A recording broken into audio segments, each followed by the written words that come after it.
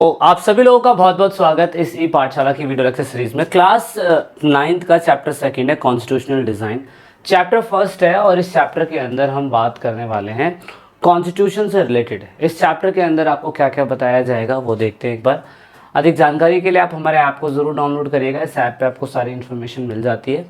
इस ऐप के ऊपर आपको हमारे टेलीग्राम अकाउंट से रिलेटेड भी इन्फॉर्मेशन मिलेगी और फेसबुक और साथ में इंस्टाग्राम से रिलेटेड भी। इस पूरे चैप्टर के अंदर हम क्या पढ़ने वाले, why do we need of the constitution, हमें संविधान की जरूरत क्यों है, why do we need of the constitution. बहुत बेसिक सा क्वेश्चन है लेकिन डिटेल में समझेंगे इसे।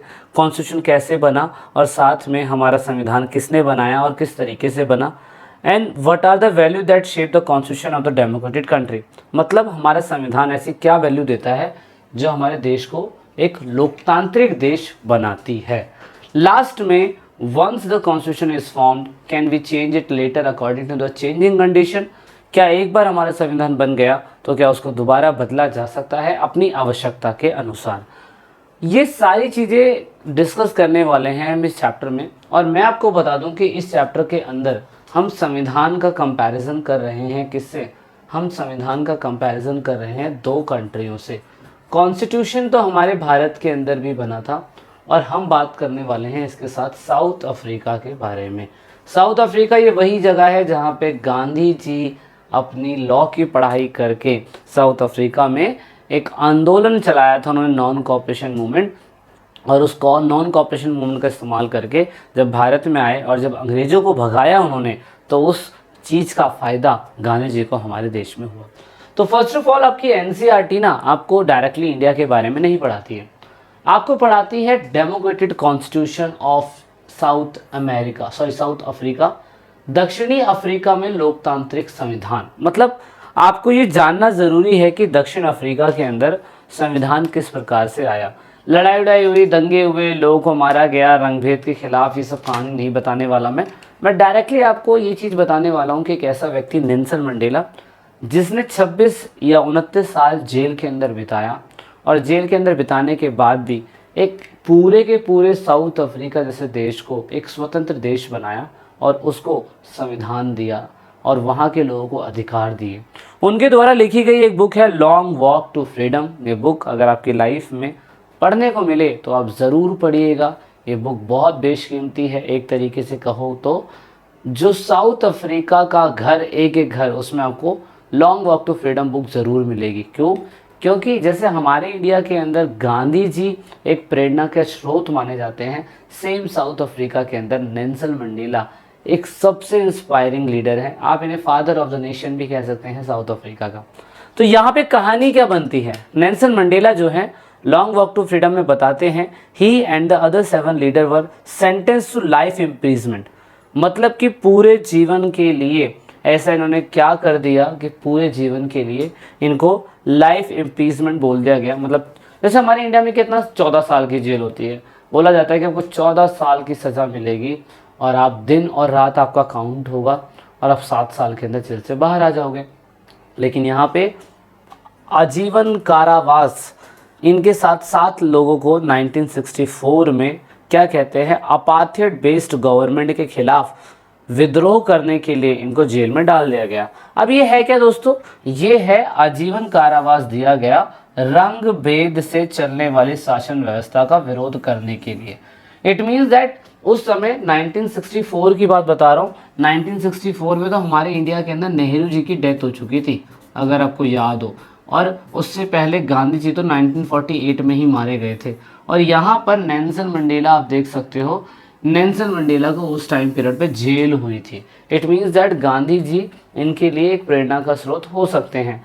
तो यहाँ पर इनके सात लोगों को पूरा जीवन कारावास में डाल दिया गया। और वो रीज़न क्या दिया गया, रंग भेद, अपार्थाइड सिस्टम। अपार्थाइड सिस्टम क्या होता है, जैसे हमारे इंडिया में गोरे और कालों के लिए संविधान अलग अलग थे जब हमारा देश गुलाम था, अगर आपको याद हो। तो हमने इसके बारे में, अपने इंडिया के बारे में भी हम डिस्कस करेंगे। लेकिन सिर्फ इन लोगों को जेल में इसलिए डाल दिया गया क्योंकि इन्होंने साउथ अफ्रीका में भी ब्रिटिशर्स की ही सरकार चल रही थी, ब्रिटिश गवर्नमेंट ही चल रहा था साउथ अफ्रीका में। और सोचिए उनके खिलाफ कोई कुछ भी बोलेगा तो वो स्टेप ले लेते थे। और यहाँ पे भी सेम ऐसा ही हुआ। अब यहाँ पे अगले for the next 28 years he was imprison in the island of Robben, South Africa most dreadful prison. अगले 28 सालों तक इनको रोबन द्वीप है, वहाँ पे एक क्या कहते हैं आपका जेल है, उस जेल के अंदर इनको अगले 28 सालों तक रखा गया। आज ये जेल एक म्यूजियम की तरह है जहाँ पे नेल्सन मंडेला को रखा गया था। लोग देखने जाते हैं कि उस व्यक्ति को कहाँ पे रखा गया था। देख रहे हो, साउथ अफ्रीका से थोड़ा सा दूर ये आइलैंड है, इस आइलैंड के ऊपर जेल बनाया था अंग्रेज़ों ने, ताकि कोई भी कैदी अगर यहाँ पे आता है तो कहीं भाग ना सके। जैसे हमारे इंडिया में काला पानी की सज़ा बनाई गई थी, वैसे ही यहाँ पे एक भव्य जेल बनाया गया था। और यहाँ पे स्ट्रगल अगेंस्ट अपार्टहेड सिस्टम था क्या? अपार्टहेड सिस्टम का मतलब होता है रेसिज्म, डिस्क्रिमिनेशन। जैसे मैंने आपको बता दिया, गोरे और कालों के खिलाफ यहाँ पर ये एक तरीके से भेदभाव करते थे।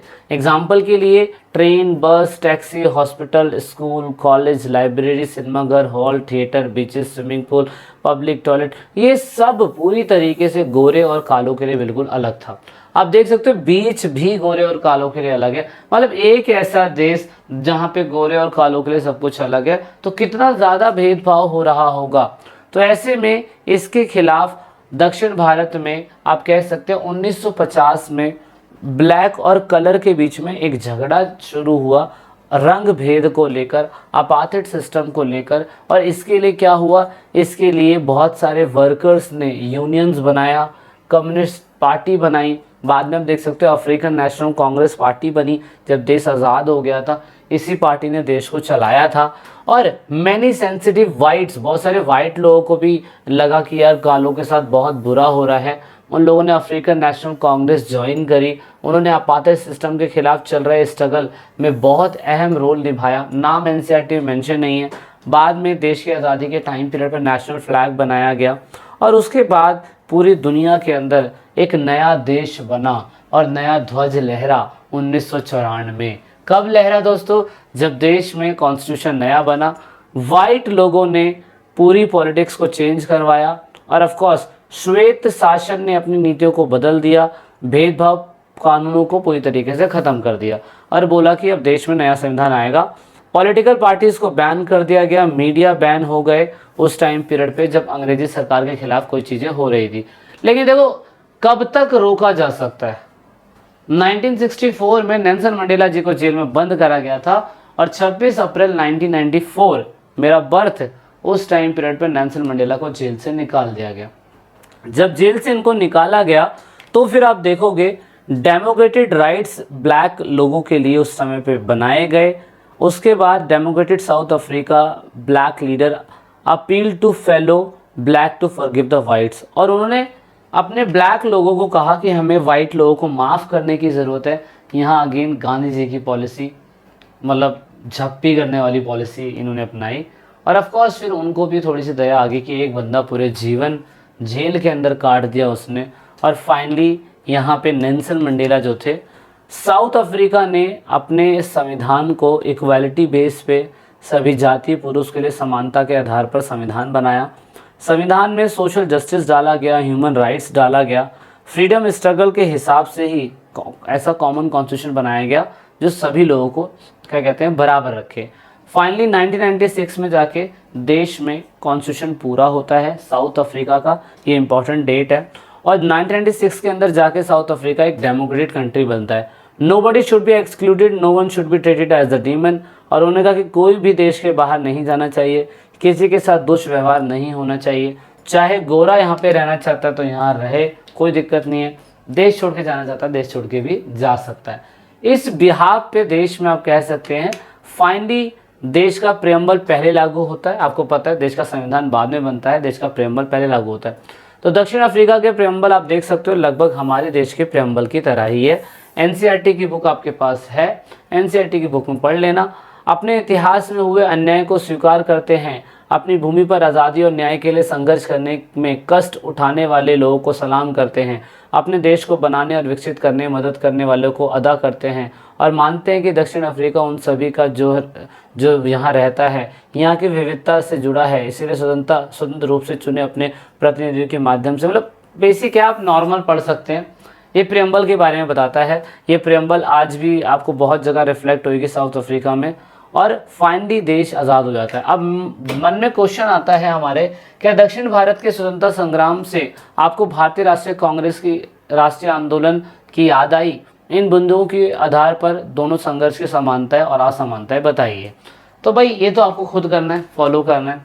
हमारे भारत का संघर्ष भी सेम ऐसे ही था, अंग्रेजों ने वहाँ पे भी हमें मारा और यहाँ पे इनको मारा, हमें भी उनसे दिक्कत थी और इनको भी दिक्कत थी, इन्होंने भी देश आज़ाद कराया, हमने भी देश आज़ाद कराया, बस दोनों देशों के बीच में कंपैरिजन है और कुछ नहीं है। लेकिन देश का संविधान किस किस तरीके से है, इसमें सिलेक्टेड डेट आपको याद रखने की जरूरत है। अधिक जानकारी के लिए अब हम मिलेंगे आपको नेक्स्ट क्लास में, जो वीडियो लेक्चर का सेकंड पार्ट होगा। मिलते हैं नेक्स्ट क्लास में। जय हिंद, जय भारत, वंदे मातरम, भारत माता की जय। ऐप को जरूर डाउनलोड करिए, आपको बहुत सारी इन्फॉर्मेशन इस ऐप पे मिलने वाली है।